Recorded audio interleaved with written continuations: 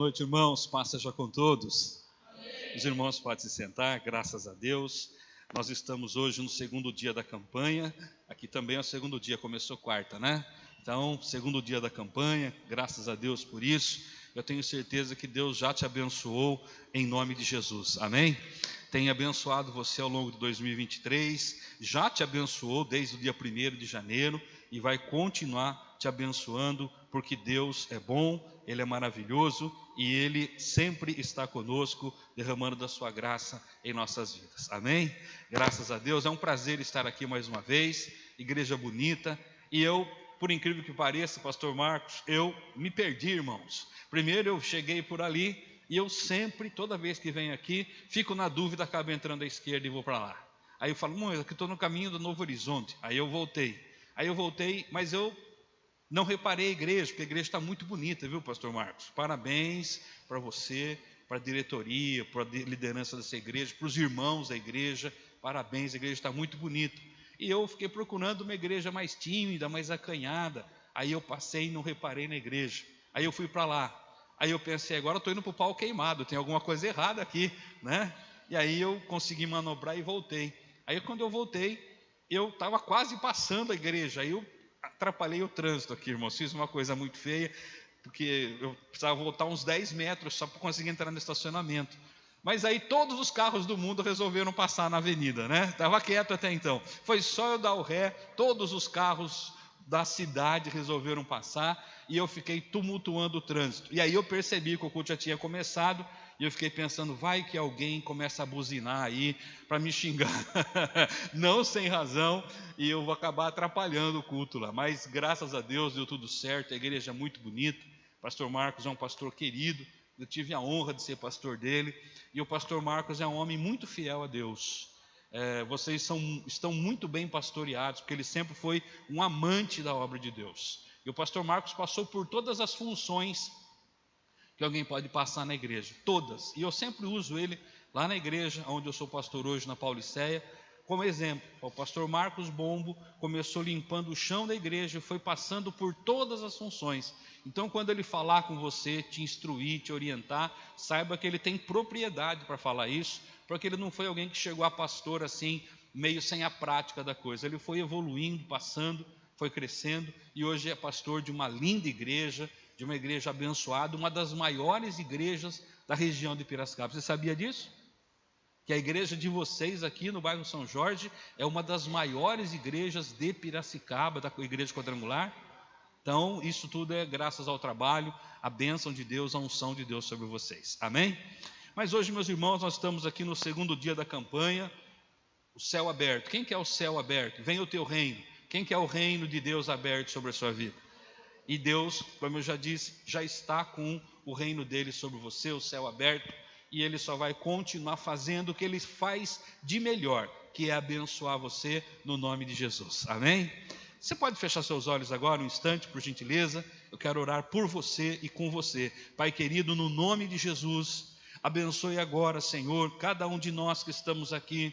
Abençoe esse tempo, esse momento, essa palavra que será ministrada, que a tua graça se manifeste em nossas vidas, em nome de Jesus Cristo. Que o Senhor derrame sobre nós a tua bênção. Que não seja eu a falar com este povo, mas que seja o próprio Espírito Santo ministrando aos nossos corações, para que isso não se torne um discurso religioso, um discurso humano, mas que seja de fato a tua palavra vinda do céu para as nossas vidas. Deus, que esta palavra tenha o poder de operar milagres em nosso meio, que ela tenha o poder de transformar, de vivificar, de dar crescimento para a glória do teu santo nome, que assim seja. Todo o povo do Senhor diga amém, Jesus. Graças a Deus. Eu gostaria de convidá-los a abrirem suas Bíblias no livro de Números, capítulo 13. Números, capítulo 13, tem o telão aqui, se alguém vai acompanhar pelo telão, né? Eu vou ler aqui na minha Bíblia. Números, capítulo 13, versículo 25. É um texto muito rico, irmãos, em lição. E quando eu estava estudando essa palavra, eu tive que me esforçar para reduzir as lições que a gente pode extrair do texto, que é um texto muito rico.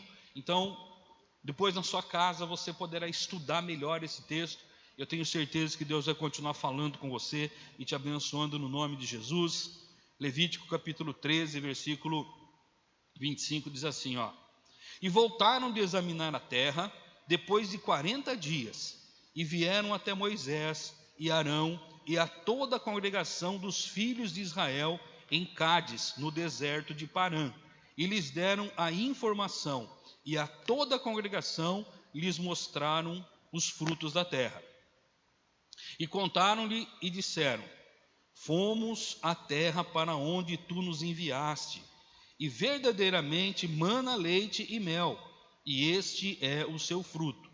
Todavia é forte o povo que habita na terra, e as cidades são fortificadas e muito grandes. Além disso, vimos ali os filhos de Anak. Os amalequitas habitam na terra do sul, e os heteus, e os jebuseus, e os amorreus habitam nas montanhas, e os cananeus habitam junto ao mar e à margem do Jordão. E Calebe fez com que o povo se calasse diante de Moisés e disse: Subamos imediatamente e possuamos a terra, porque somos capazes de conquistá-la. Mas os homens que haviam subido com ele disseram: Não poderemos subir contra aquele povo, porque são mais fortes do que nós. E apresentaram diante dos filhos de Israel maus relatos sobre a terra que haviam examinado, e disseram: A terra pela qual passamos para examiná-la é uma terra que devora os seus moradores, e todo o povo que vimos nela são homens de grande estatura. E ali vimos os gigantes, os filhos de Anak, que são descendentes de gigantes, e éramos aos nossos próprios olhos como gafanhotos, e assim éramos aos seus olhos. Amém?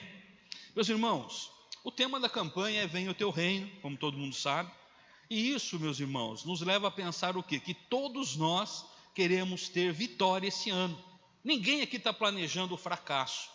Ninguém aqui está pensando: olha, eu tenho um grande plano de fracasso. Até o dia 31 de dezembro desse ano, eu quero me transformar num grande fracasso. Eu quero quebrar muito a cara, eu quero dar muita cabeçada na vida, vai ser um sucesso o meu fracasso. Ninguém está pensando isso. Seria uma idiotice completa, né? Porém, meus irmãos, a vida não nos dá só vitória. A vida não reserva a mim e a você só vitória. Embora nós não planejemos o fracasso, embora nós não planejemos os tropeços, embora nós não planejemos as lutas também vêm. As lutas também fazem parte da nossa vida. Então eu quero dizer uma coisa para você, porque aqui é uma igreja de crente maduro. Dizer para você que em 2024 você vai ter muita bênção, muita graça na sua vida em nome de Jesus, amém? Mas algumas lutas virão também, porque elas fazem parte da nossa vida. Vitória, luta, tropeço, graça, tudo isso faz parte da nossa vida e tudo isso soma para que o nosso crescimento no Senhor seja cada vez melhor, amém? Jesus disse em João, meus irmãos, capítulo 16, versículo 33, No mundo vocês terão aflições, mas tende bom ânimo, eu venci o mundo. Ou seja, nós teremos lutas, teremos dificuldades, mas nós também teremos vitórias, teremos bênção. E diante, meus irmãos, das vitórias, nós não podemos ficar arrogantes, dizendo: olha como eu sou bom. Devemos dizer: glória a Deus, se sou, se tenho, se conseguir, louvado seja o nome do Senhor, amém? Mas se nós tropeçarmos, e se nós tivermos algum fracasso, alguma dificuldade, nós também devemos dizer: amém, isso vai passar, o Senhor é comigo, e se Deus é por mim, quem será contra mim? Glória a Deus. O equilíbrio, meus irmãos, é um fruto do Espírito Santo. Equilíbrio, nem nos desesperarmos nas dificuldades e nem nos exaltarmos nas nossas vitórias, sabendo que em todas as situações nós somos mais do que vencedores em Cristo, e o nosso Deus é o nosso pastor e nada nos faltará, amém? Aqui no texto que nós lemos, nós temos duas visões diferentes da mesma situação, e todo mundo conhece a história. Moisés mandou espias para espiarem a terra de Canaã, antes de que eles entrassem propriamente ali e tomassem posse. E os espias vão. E então, dos 12 espias, há uma divisão, porque 10 dão esse relato ruim, dão um relato ruim. E 2, Josué e Caleb, dão um relato bom. Curiosamente, meus irmãos, os 12 espias viram a mesma coisa. Só que 10 relataram de um jeito muito negativo, de um jeito muito pessimista. E 2 deles relataram de uma forma muito positiva. E disseram, não, vamos lá, vai dar certo, Deus está conosco. Qual foi a diferença aqui, meus irmãos? O que fez um grupo de 10 homens olharem para a terra e só virem nela defeito, problema, dificuldade, sofrimento, luta, ameaça, e 2 homens olharem para ela e dizerem, realmente essa terra é boa, vamos lá e vamos tomar posse dela. Sabe qual foi a diferença, meus irmãos?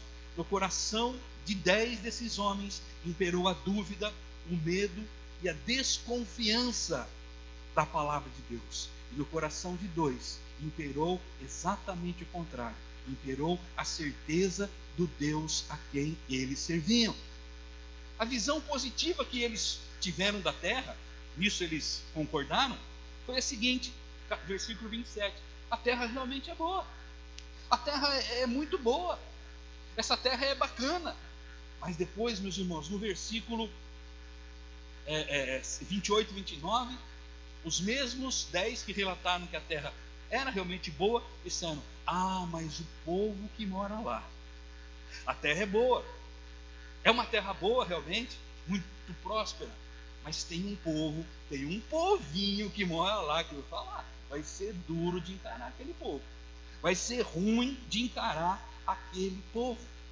E então eles começam a destacar as dificuldades que havia na terra, as dificuldades que haviam ali, desde a força do povo, desde as cidades bem estruturadas, desde toda uma situação que para eles pareceu impossível de ser superado.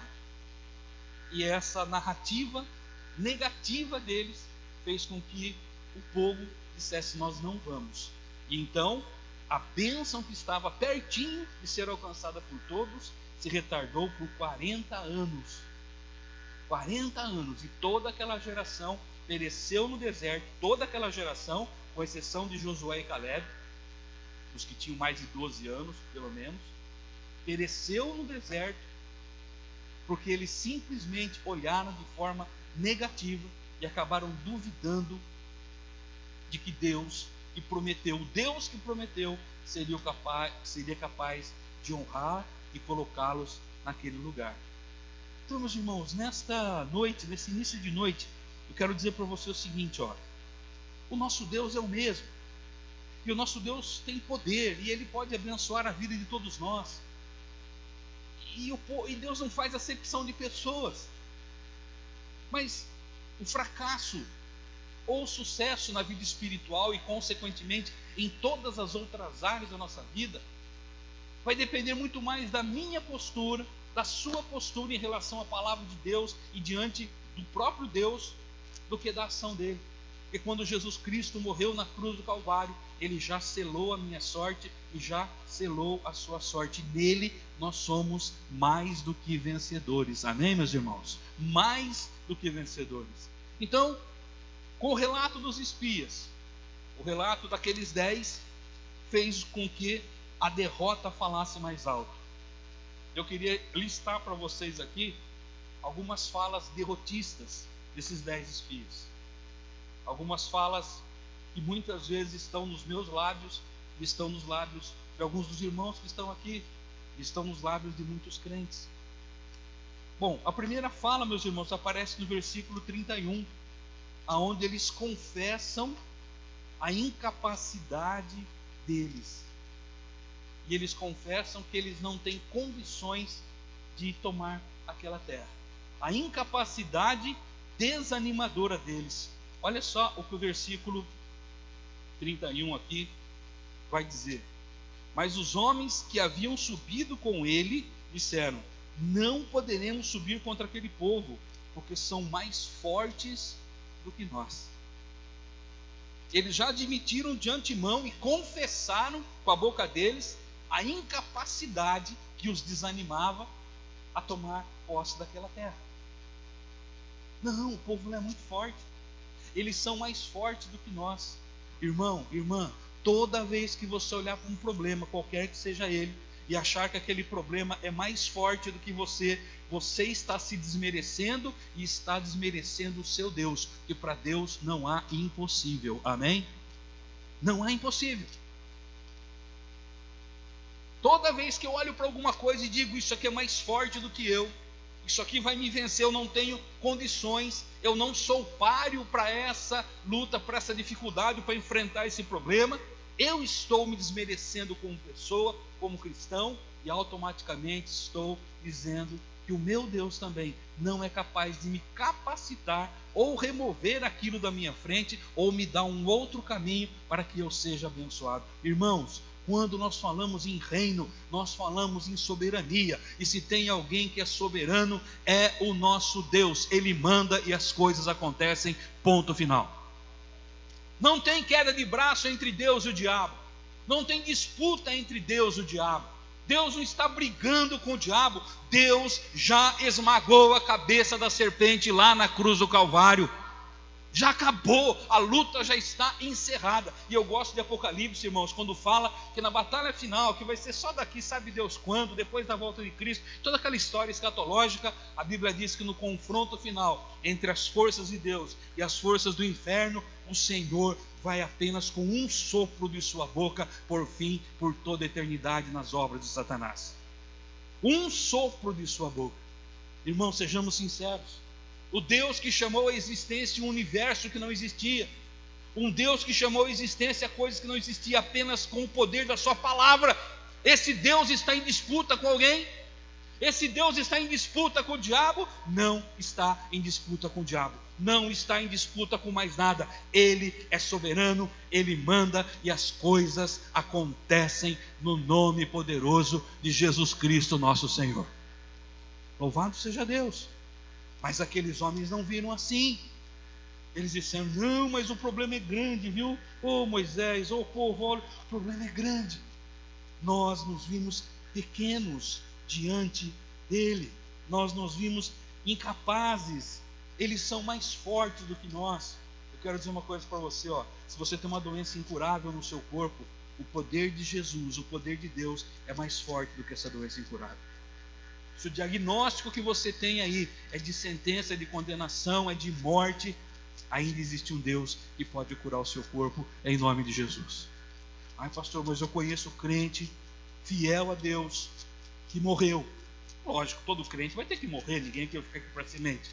Mas tem uma coisa, ó, saiba de uma coisa: a morte física não é o fim para o crente.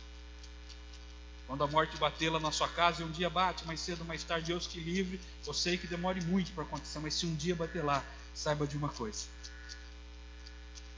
aquilo lá foi apenas uma porta de passagem para a pessoa deixar de viver nesse mundo, nessa dimensão, e passar a viver por toda a eternidade com o Senhor lá no céu.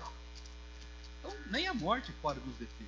Ora, se nem a morte pode nos deter ou pode nos vencer, qual é o problema que você está enfrentando? Que é maior do que você? Nenhum.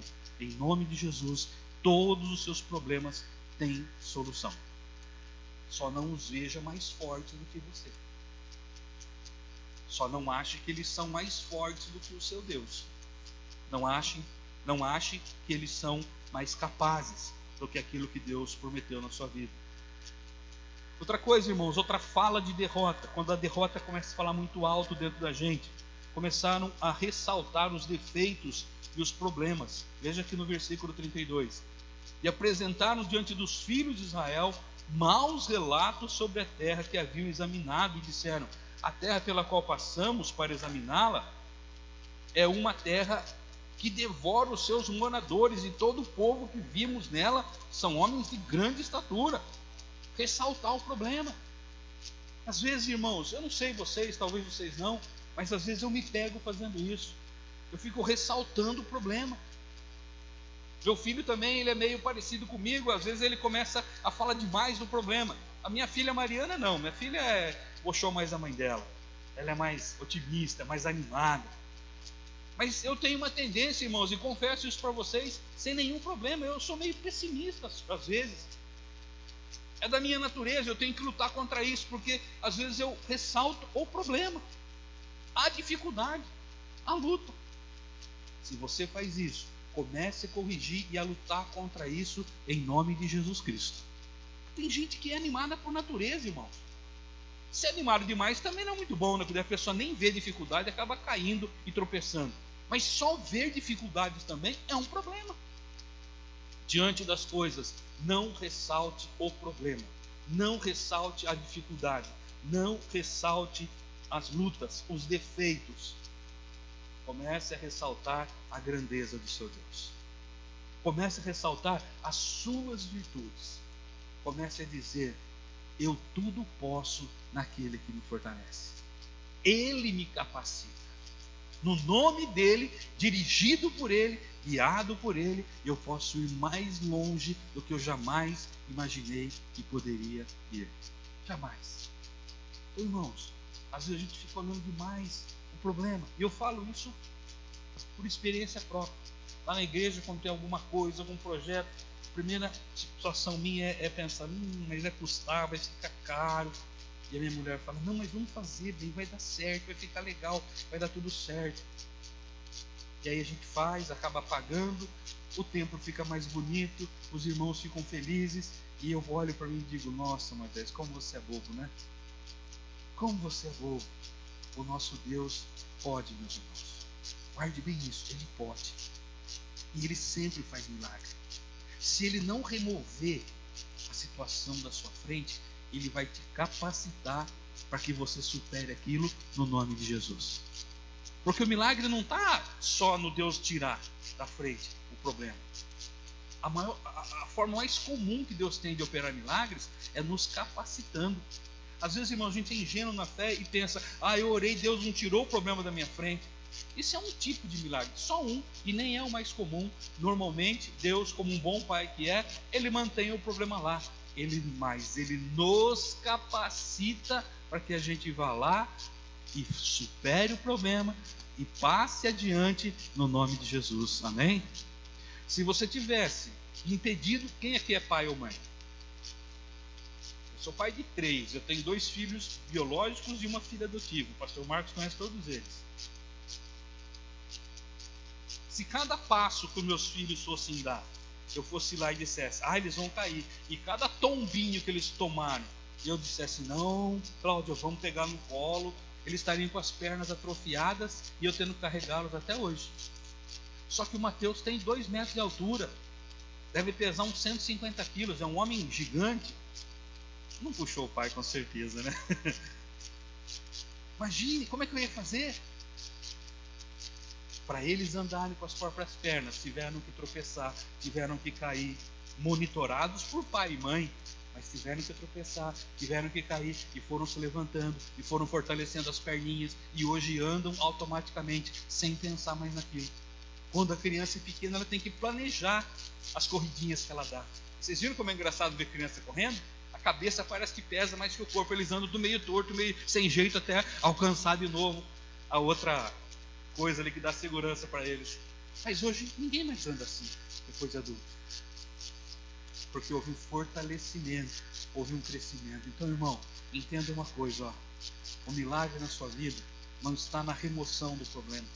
O milagre na sua vida está na capacitação. É Deus fortalecendo suas perninhas espirituais para que você corra mais longe, vá mais longe e cada vez mais longe no nome de Jesus Cristo. Amém? Irmãos, outra coisa, outra palavra difícil, outra palavra de derrota que eles disseram aqui, está no versículo 33 ainda, né?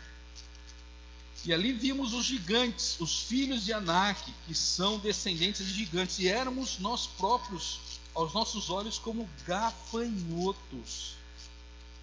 Ou seja, eles aumentaram as dificuldades, potencializar a dificuldade. Quando eu e você vimos um problema, nós já sabemos, o problema está ali, ele já existe. Eu não preciso estabelecer uma relação de amor com o problema.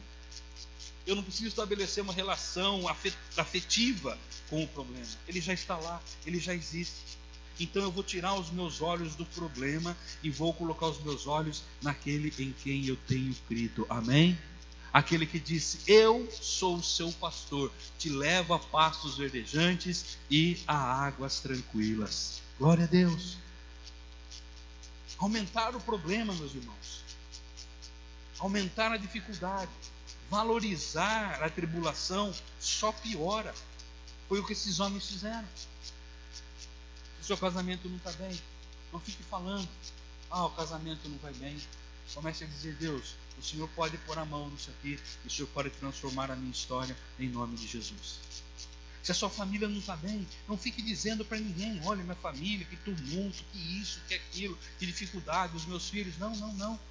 Diga para o Senhor: Senhor, eu creio, eu já sou salvo, e eu quero que toda a minha casa seja salva no nome de Jesus Cristo. Esses dias, irmãos, eu fiquei muito feliz.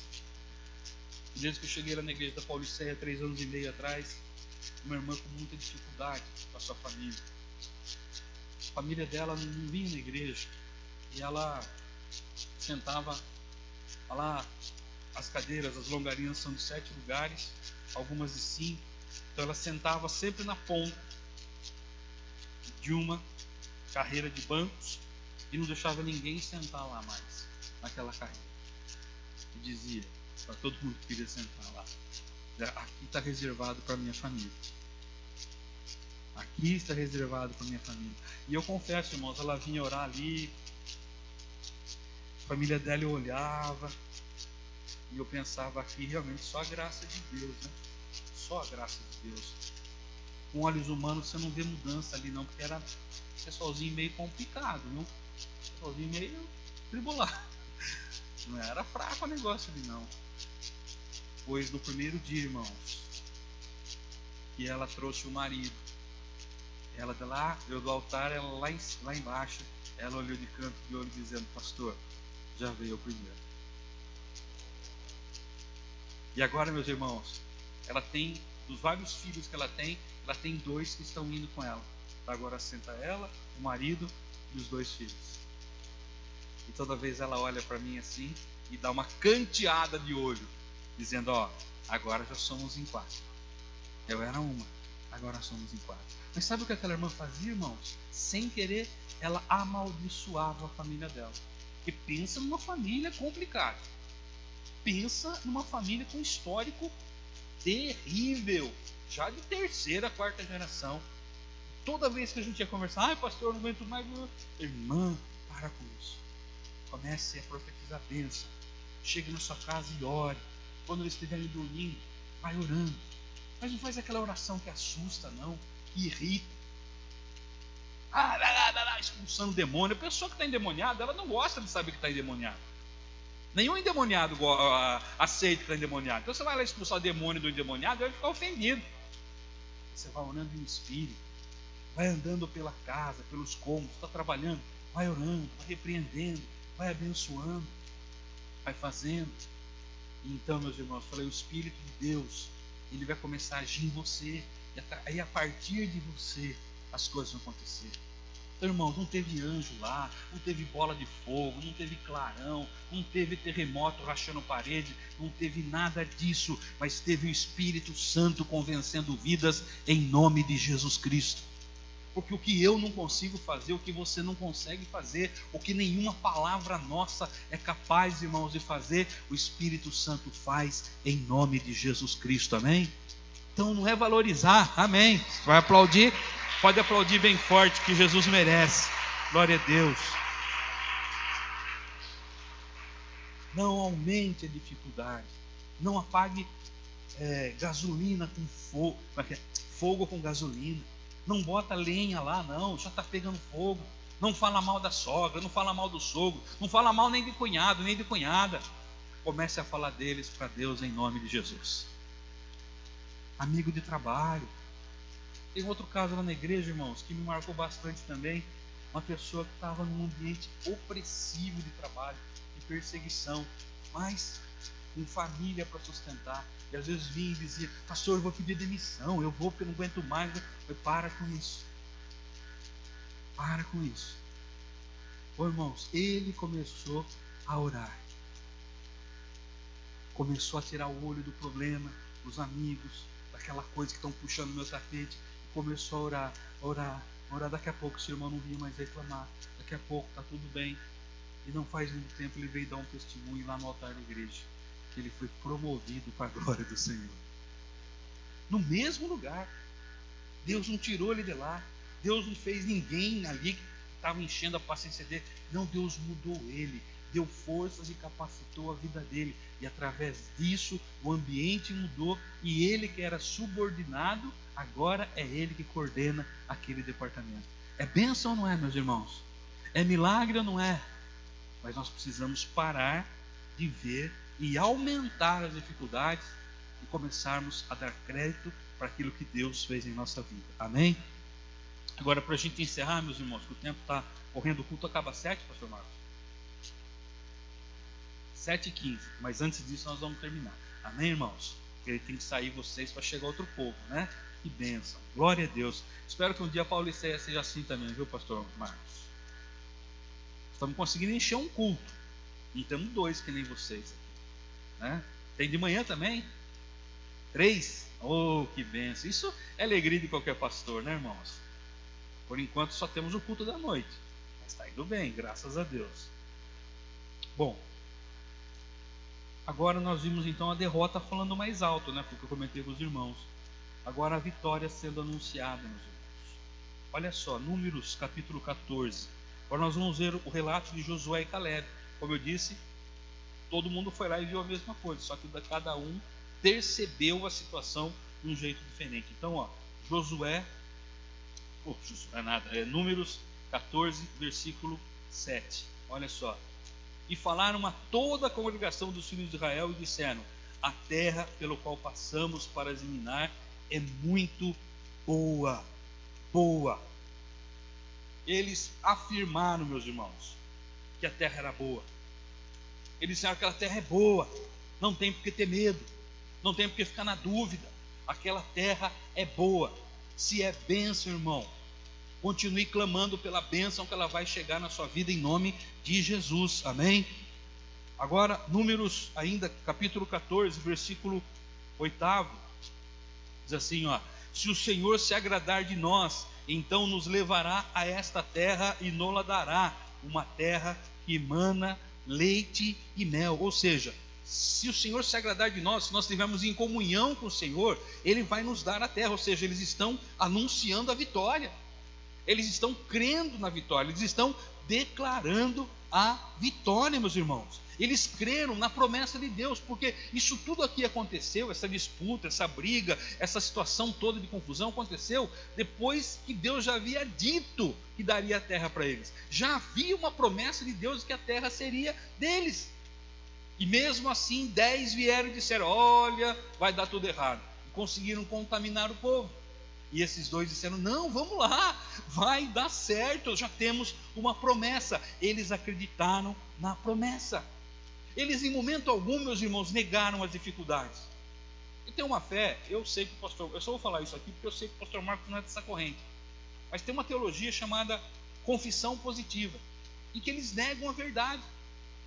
Então o sujeito está lá com a perna toda estrupiada, eles vêm e dizem: não, você não está com a perna estrupiada,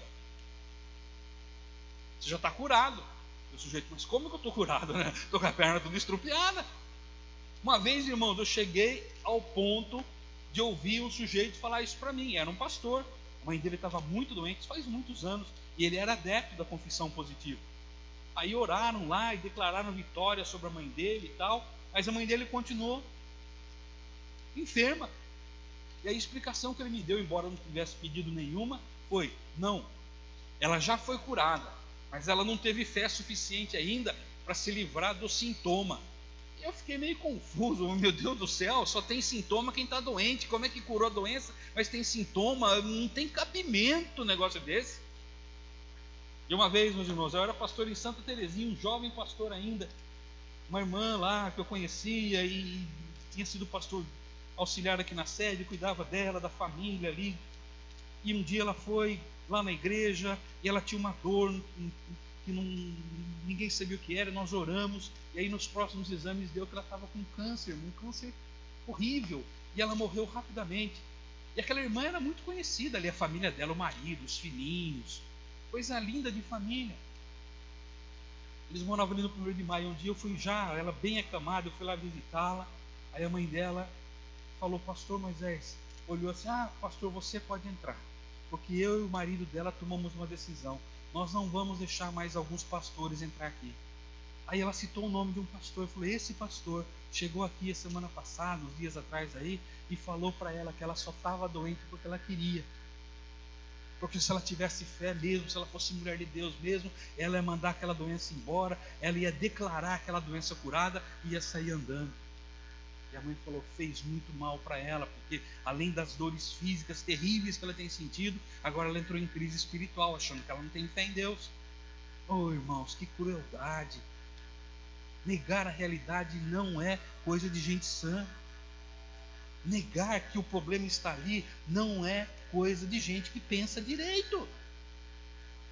Josué e Caleb em momento algum disseram: não tem problema lá, os caras não são grandes, as cidades não são fortificadas. Em momento nenhum eles negaram o problema. Eles olharam e viram exatamente o que os outros viram. Mas como eu disse no começo, a diferença foi que eles acreditaram na promessa. Eles sabiam em quem eles tinham crido. Amém, irmãos?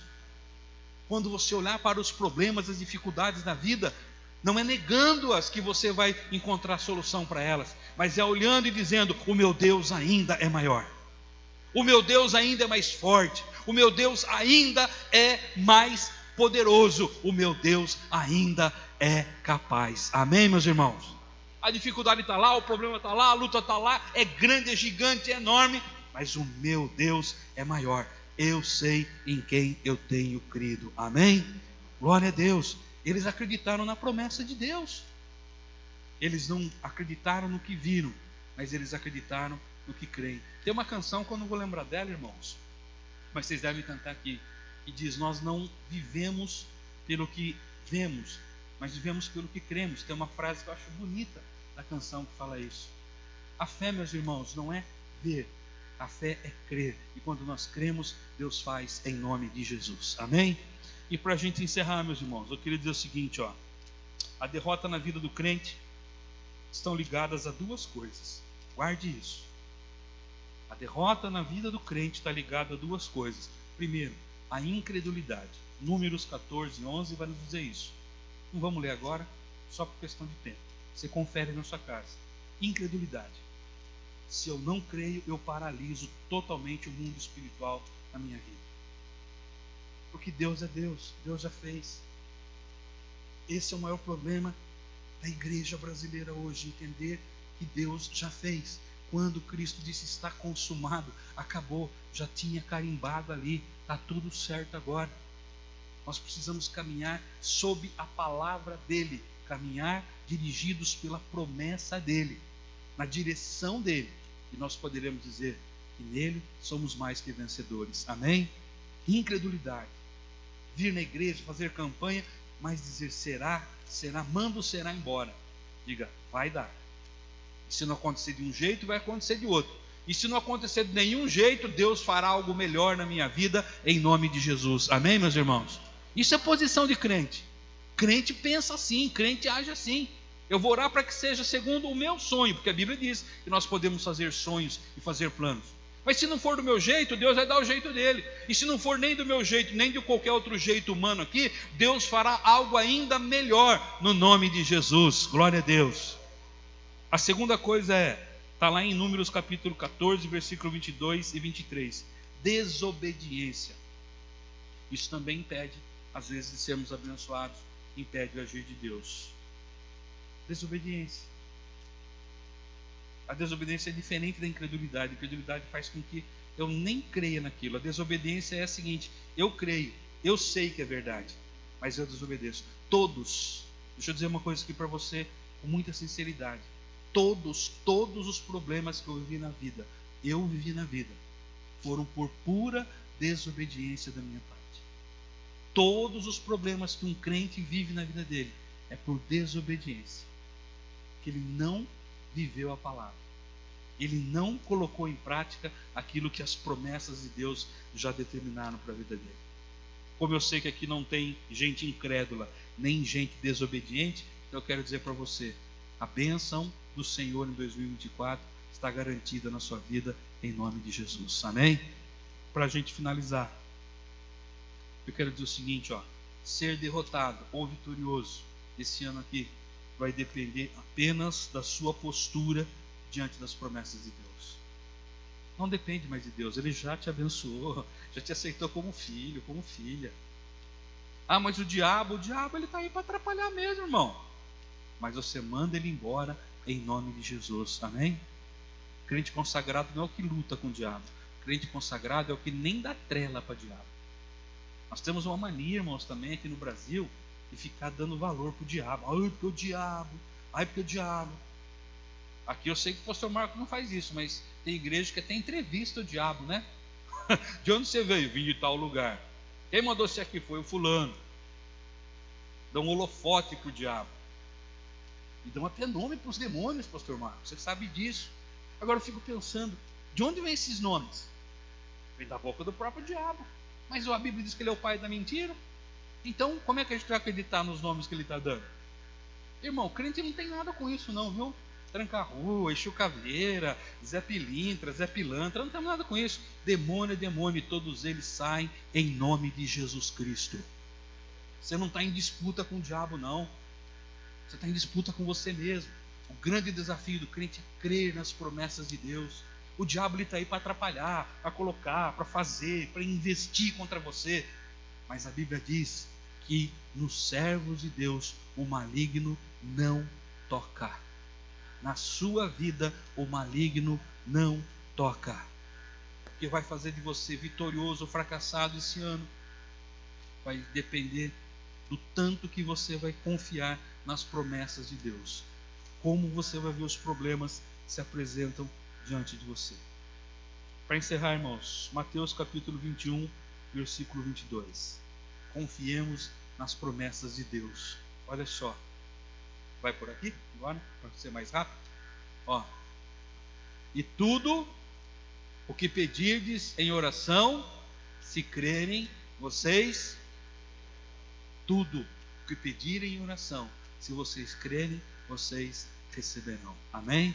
Comece a ver e a profetizar, de declarar pela fé a sua vitória em 2024, e no dia 31 de dezembro, você vai ser uma pessoa que vai subir aqui, se o pastor Marcos der a oportunidade, e vai contar um monte de bênção que você corocionou, porque Deus é com você. E se Deus é por nós, meus irmãos, quem será contra nós? Amém? Deus te abençoe em nome de Jesus, viu? Foi um prazer estar aqui com vocês.